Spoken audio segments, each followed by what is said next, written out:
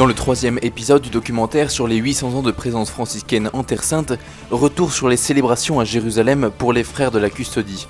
3 jours de conférences, de célébrations, de rencontres et le message spécial par lequel le pape François a renouvelé la mission des frères de la Custodie.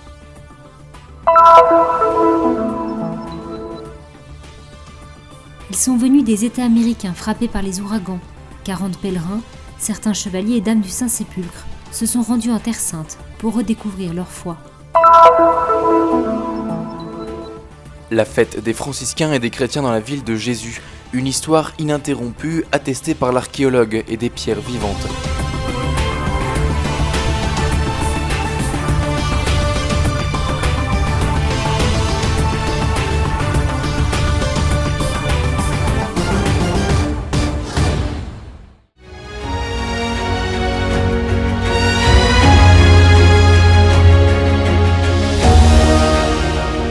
La Custodie de Terre Sainte célèbre à Jérusalem 800 ans de présence au Moyen-Orient. 3 jours de conférences, de célébrations liturgiques et de rencontres. Et un message spécial envoyé par le pape François pour renouveler la mission franciscaine en Terre Sainte. Dans l'après-midi du lundi 16 octobre, une cérémonie liturgique présidée par le ministre général de l'Ordre des Frères mineurs, le père Michael Péry, a ouvert les célébrations de ce 8e centenaire en l'église de Saint-Sauveur. Une occasion de rencontre pour les nombreux frères de la Custodie. Le père Francesco Patton a remercié le père Michael, 120e successeur de Saint François, pour sa présence et a évoqué les œuvres de Giordano qui dépeignent l'envoi en mission outre-mer des premiers frères. Une célébration marquée par la simplicité et la joie, avec le renouvellement pour les frères de leur profession évangélique. Comme l'a souligné le ministre général, un retour au premier appel pour les frères d'aujourd'hui. In qualche modo credo che le chiamate e queste chiamate dentro chiamate è la stessa. D'une certaine façon, je crois que notre appel est le même que celui qu'a découvert Saint François pendant sa vie, progressivement avec ses frères. Ces sentiments, cette idée non pas d'aller vers les autres, mais d'être aux côtés des personnes, entre elles, d'être présent au milieu du peuple et d'accompagner ce peuple d'abord accompagné par Dieu, ainsi que toute son histoire. Et l'histoire n'est pas simplement de se rappeler ce qui a été fait, ce que nous avons fait en tant que frères mineurs pendant ces 800 ans. C'est plutôt une invitation à regarder vers l'avenir. Et ce regard vers l'avant est très important dans le contexte actuel. Abbiamo fatto i frati minori 800 anni, piuttosto è un invito per guardare davanti. E questo senso di guardare davanti è molto importante, anche nel mondo, nel contesto di oggi. Sortir des frontières, aller vers les périphéries, comme l'a souvent souligné le pape François, là où les gens ont besoin. C'est par ces paroles que le ministre général a souhaité mettre en évidence les défis particuliers auxquels sont confrontés les franciscains dans les lieux de conflit comme la Syrie. Viviamo molto da vicino, dico così perché con il... Nous vivons tout cela de très près. Je le dis parce qu'avec le custode, le père Francesco Patton, nous sommes allés visiter avec d'autres frères les chrétiens qui vivent en Syrie. Nous sommes venus la semaine après Pâques pour accompagner ce peuple et leur dire combien ils sont dans nos cœurs et dans nos prières. Sono veramente nei nostri cuori, nella nostra preghiera. À la fin de la célébration, le cardinal a remis au custode un message du pape François qui a été lu par le secrétaire de la délégation apostolique, Monseigneur Marco Formica. La deuxième journée a commencé par la célébration eucharistique, présidée par le cardinal Leonardo Sandri, préfet de la Congrégation pour les Églises orientales, qui a invité tous les présents à se réjouir et à demander d'être renouvelés dans leur mission. En union avec mes vénérés prédécesseurs, en commençant par Clément VI qui, par la bulle Gratias Agimus, vous a confié la garde des lieux saints, je désire, écrit le pape, renouveler ce mandat en vous encourageant à être des témoins joyeux du Christ ressuscité en Terre Sainte. La mission de la custodie de Terre Sainte est que ces lieux dans lesquels Jésus est passé, dans lesquels ses paroles ont retenti, continuent à être vivants. Non seulement que les pierres soient vivantes, mais aussi que la communauté chrétienne des disciples du Christ soit vivante et puisse agir en Terre Sainte. Il s'agit d'une mission sans égale dans la vie de l'Église et qui a été confirmée par le pape François dans sa lettre aujourd'hui, comme cela a été fait pendant 800 ans par ses prédécesseurs. C'est pourquoi nous nous réjouissons et nous vivons dans la joie ce 8e centenaire de la présence des frères de la custodie en Terre La Sainte. sua lettera di oggi, come lo è stato fatto da 800 anni dai suoi predecessori. Userei due parole. La prima parola è riconoscenza. Riconoscenza anche per... Je n'aurai que 2 mots. Le premier mot est reconnaissance. Reconnaissance aussi pour la confiance que l'Église nous a accordée à l'époque, puis formellement depuis 1342, et encore aujourd'hui avec le pape François. La lettre qu'il nous a envoyée par l'intermédiaire du préfet de la Congrégation pour les Églises orientales, le cardinal Sandri, est une très belle lettre, et j'oserais dire que c'est une lettre qui veut dire beaucoup pour nous, frères de Terre Sainte. La parole qu'il utilise lorsqu'il rappelle la gratias agimus et dit « je vous confirme » est une confirmation au nom de l'Église de notre appel, de notre mission à rester ici. Agimus e dice vi confermo. È la conferma a nome della Chiesa della nostra chiamata, della nostra missione a star qui.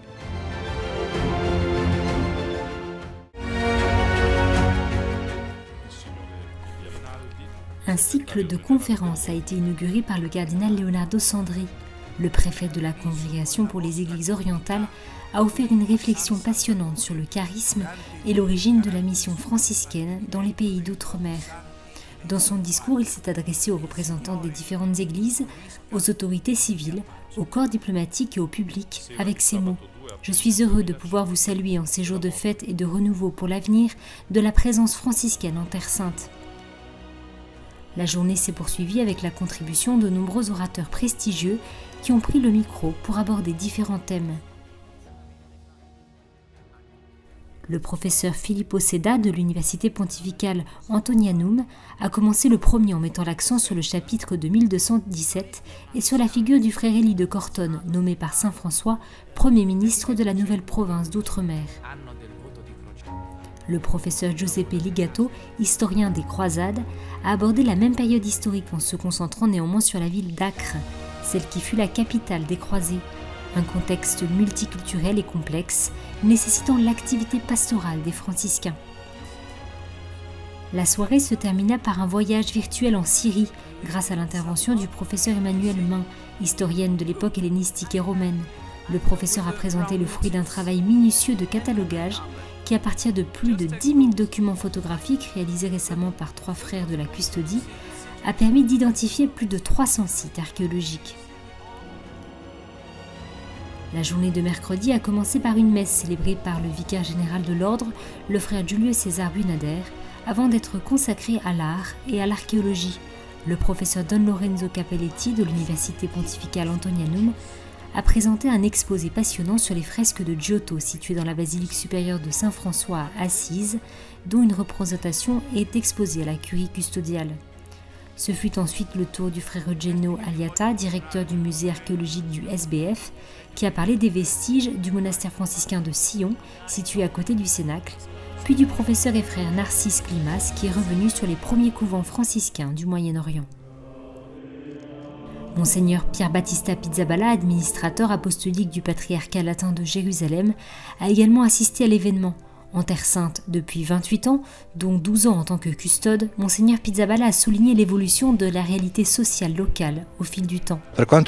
Pour ce qui est des franciscains, j'ai vu passer plusieurs générations, certains que j'ai accompagnés, d'autres que j'ai préparés.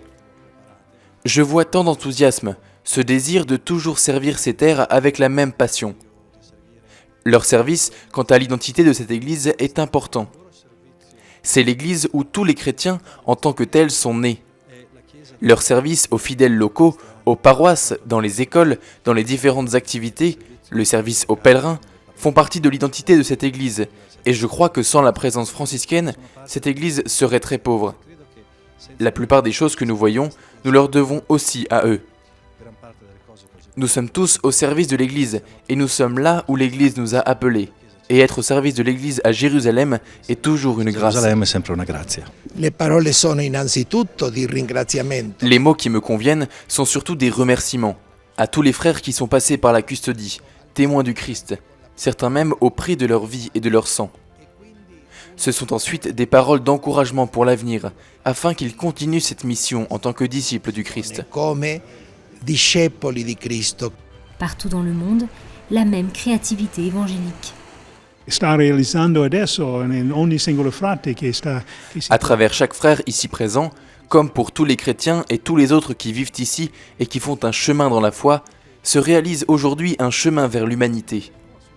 À travers ce centenaire et à travers ces célébrations, nous faisons mémoire non seulement des actes héroïques des premiers frères, mais aussi de ce souhait des frères d'aujourd'hui, d'annoncer continuellement le message de Jésus-Christ, son message de paix et de réconciliation dans le monde. Come dice, queste aperture, questo desiderio dei frati di oggi, sempre di portare avanti il messaggio di Gesù Cristo, il messaggio della pace, della riconciliazione di tutto il mondo. Noi dobbiamo ringraziare il Signore perché tutto è stato... Nous devons remercier le Seigneur parce que dès le début, tout était grâce du Seigneur. C'est lui qui nous a envoyés en ces lieux. C'est le Seigneur qui nous envoie. Aujourd'hui, nous rendons vivant ce même évangile qui était celui des premiers frères mineurs venus ici en Terre Sainte. Nous sommes les gardiens d'un lieu très saint, comme le Saint-Sépulcre, qui est la source, la racine de notre foi. Il custode praticamente è il custode del Santo Sepolcro, e lì è la fonte, la radice della nostra fede. Les frères et les nombreux invités venus aux célébrations ont multiplié l'expression de leur gratitude. Gratitude avant tout pour ce que Dieu a accompli au cours des siècles à travers les franciscains, ces instruments de paix et d'amour. Noi dobbiamo essere profondamente riconoscenti non per quello che abbiamo Nous fatto. devons être profondément reconnaissants, non pas pour ce que nous avons fait durant ces 800 ans, mais pour ce que Dieu a fait par le biais d'un instrument si simple et si pauvre. Ainsi, se souvenir du point de départ il y a 800 ans, c'est aussi se rappeler un peu la graine d'où tout a commencé. Je répète, ce n'est pas tant ce que les frères ont fait ou feront, mais c'est ce que Dieu a fait et fera par les frères. Frati hanno fatto o faranno, ma è quello che Dio ha fatto e farà attraverso i frati. Ces 3 jours de célébration se sont conclus par la récitation des vêpres solennelles dans l'église de Saint-Sauveur, suivi d'un concert de musique classique organisé par l'Institut Magnificat. Sur les notes de Bach, de Mozart et de Vivaldi, les étudiants, les anciens élèves et les enseignants de la custodie de Terre Sainte ont, à travers leur répertoire, exprimé des actions de grâce et des louanges au Très-Haut.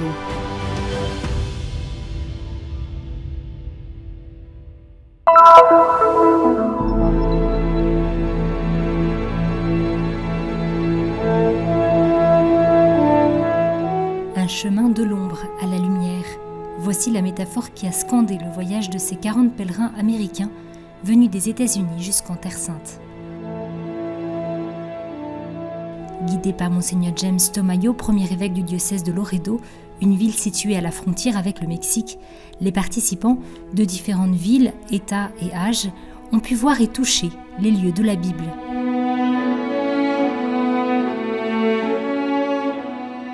Nous venons de traverser la Via Dolorosa, la Via Crucis, et de nous retrouver face à face avec l'église du Saint-Sépulcre. C'est une expérience incroyable pour nous tous, pour tous ceux qui croient, parce que nous savons que Dieu est présent dans nos vies. Il s'est fait présent dans notre chair et a vécu parmi nous. Après avoir passé les premiers jours dans le nord du pays, le groupe a parcouru ces pierres millénaires et a marché sur les chemins de la Passion, de la mort et de la résurrection de Jésus à Jérusalem. Ils ont participé à la célébration de la Sainte Messe avec les franciscains dans la basilique du Saint-Sépulcre, devant le tombeau vide du Christ. Une expérience qui a pris un sens tout particulier pour ces pèlerins américains venus des zones touchées par les ouragans, ayant quitté leur pays, le cœur lourd et la dévastation plein les yeux. C'est la chose la plus triste que je n'ai jamais vue de toute ma vie. J'ai pourtant combattu au Vietnam, mais voir ces personnes innocentes souffrir, ce n'était pas comme un programme de télévision où il aurait suffi de changer de chaîne. Tout était vrai, toutes les rues étaient inondées, toutes les maisons étaient inondées. Des maisons qui n'auraient jamais dû être inondées étaient inondées avec plus d'1 mètre d'eau à l'intérieur. Nous avons eu du mal à pouvoir partir, j'ai eu moi-même des problèmes, puisque toutes les rues qui mènent à l'aéroport étaient inondées. Au lieu de 45 minutes, il a fallu 2h30. Mais je pense que c'était le meilleur moment pour venir ici en pèlerinage. Certains pèlerins vivant à Houston ont vu cette dévastation. Ils voulaient venir prier pour leurs frères et sœurs qui ont perdu leur maison, leur propriété, mais qui ont gardé la vie. Et nous sommes reconnaissants à Dieu pour cette miséricorde et cette grâce. Parce que nous savons, ayant traversé ce chemin qui mène au calvaire, que la souffrance existe dans la vie de Dieu et dans la nôtre, mais lui nous aide à la surmonter. Certains pèlerins, chevaliers et dames de l'ordre équestre du Saint-Sépulcre de Jérusalem, ont reçu un cadeau spécial à l'occasion de leur voyage en Terre Sainte. Un souvenir pour garder ce pèlerinage en mémoire, la coquille du pèlerin.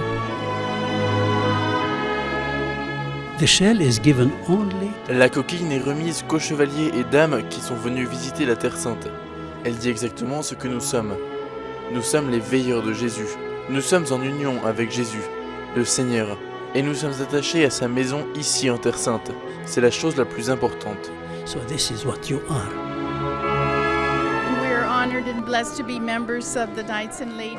Nous sommes honorés d'être membres des Chevaliers et Dames du Saint-Sépulcre. C'est ma deuxième visite en Terre Sainte, la première pour mon mari.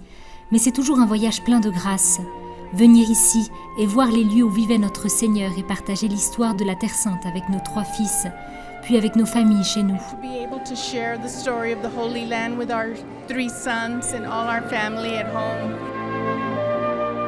Ce qui a été planté dans votre cœur ici peut désormais grandir chez vous, a souligné Monseigneur Tomayo dans son homélie devant le Saint-Sépulcre. Une prière au parfum d'espérance.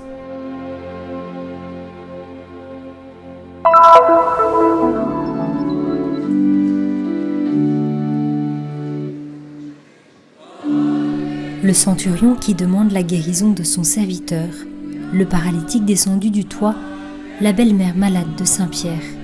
Ce ne sont que quelques-uns des épisodes et des miracles racontés dans les évangiles qui se sont passés ici, à Capharnaüm, une ville sur la mer de Galilée où Saint-Pierre a vécu et où Jésus a passé les 3 ans de son ministère public. Samedi 14 octobre, les frères de la custodie de Terre Sainte ont célébré avec les pèlerins et les chrétiens locaux la fête du pèlerinage à Capharnaüm pour commémorer la vie, la prédication et les miracles accomplis ici par le Christ il y a 2000 ans. Jésus est venu en son temps. Il a rencontré des personnes réelles. Jésus a touché ces lieux et il continue. Il est venu pour nous sauver tous, pour rejoindre les hommes de tout temps et de tout lieu. Ainsi s'exprime le père de Bromien-Gestal, vicaire de la custodie de Terre Sainte, qui a conduit la procession devant le lac de Tibériade et célébré la messe dans le mémorial construit dans la fin des années 80 sur les ruines de la maison de Pierre et Jésus. Les fouilles menées dans les années 60 par les frères de la custodie ont identifié une série de preuves archéologiques dans la maison de Pierre. Au fil des siècles, elle fut transformée en un lieu de culte domestique par les premiers chrétiens, puis en église octogonale à l'époque byzantine, avant d'être abandonnée au cours de la période arabe et achetée par les franciscains en 1894. Lors de cette journée est également célébrée, comme de coutume, la fin de la récolte agricole. Il est rendu grâce à Dieu pour les fruits de la terre, notamment au moyen de distribution de fruits au présent. L'histoire de cette ville est restée ininterrompue jusqu'à nos jours. Pèlerins et chrétiens y accourent pour se tourner vers Jésus, lui demander une grâce, le remercier ou encore pour célébrer le mystère eucharistique annoncé pour la première fois dans la prédication de Jésus, précisément entre ces murs. Nous sommes venus ici pour obtenir une bénédiction et assister à la messe dans ce lieu saint, ce que nous essayons de faire souvent. Nous sommes ici pour prier pour la paix, en invoquant Jésus, fils de Nazareth, et pour qu'advienne à tous le meilleur. Notre désir en Terre Sainte est la paix pour le monde entier.